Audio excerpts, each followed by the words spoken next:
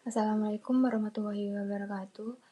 Perkenalkan, nama saya Rara Cinderella dari NIM G00251151 dari kelompok A8. Jadi di sini saya mau menjelaskan terkait tugas tambahan biokimia blok 2.1. Jadi di sini saya mau menjelaskan terkait dengan urin. Yang pertama yaitu ada teori urin.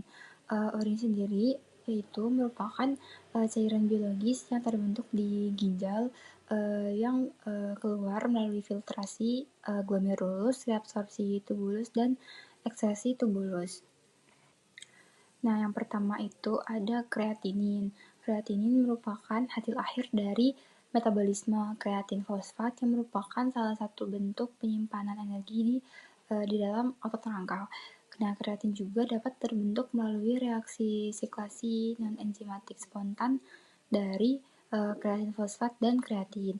Nah, pada senyawa kreatin ini juga merupakan senyawa non-protein nitrogen yang sama seperti ureum dan asam urat. Nah, jadi sekarang yaitu ada kreatinin dalam ginjal. Yang pertama ada filtrasi. Filtrasi itu atau penyaringan.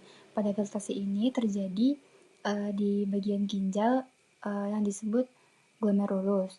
Nah, yang pertama yaitu darah akan masuk ke ginjal, kemudian akan disaring.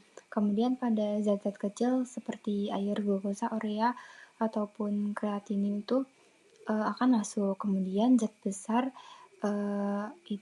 protein sel darah itu akan tetap di dalam darah. Hasilnya itu akan berubah menjadi urin primer.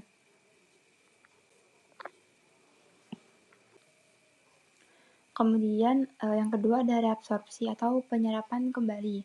Pada reabsorpsi ini terjadi di tubulus ginjal. Contohnya seperti air, glukosa, asam amino, ataupun sebagian ion seperti natrium dan kalium. Tujuannya itu juga tubuh tidak dapat kehilangan zat-zat penting.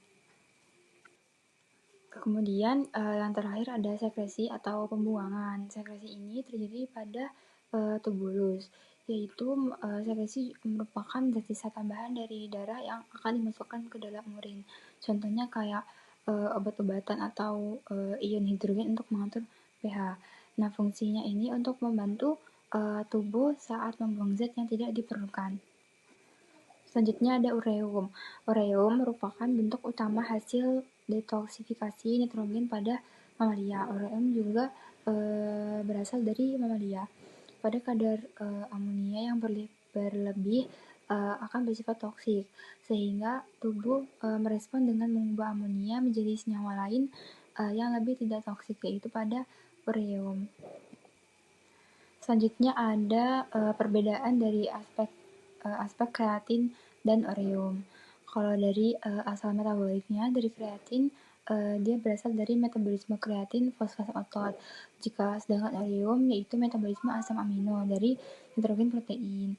Dari mekanisme pembuatannya, kalau yang kreatin dia sekresi non enzimatik spontan. Sedangkan yang ureum siklus urea atau enzimatik. Kemudian dari organ pembentukan utama, dia dari jaringan otot, si kreatin. Kalau ureum dia dari hati. Kemudian fungsi fisiologisnya, kalau yang kreatin produk degradasi energi otot tanpa fungsi metabolik penting. Kemudian ureum detoksifikasi nitrogen, bentuknya itu aman dan ekstraktif dari amonia. Kemudian kalau yang spesifik terhadap fungsi ginjalnya, kalau yang kreatin tinggi, sedangkan yang ureum dia agak lebih rendah atau multifaktor. Selanjutnya yaitu ada rasio ureum dan kreatin. Kalau yang rasio meningkat atau prerenal itu penyebabnya seperti dehidrasi, shock, hipovolemia, ataupun gagal jantung. Sedangkan yang rasio normal atau menurun yaitu penyebabnya bisa dari kerusakan parenkim ginjal, nekrosis tubulus akut, dan glomerulonefritis. Baik, mungkin itu saja dari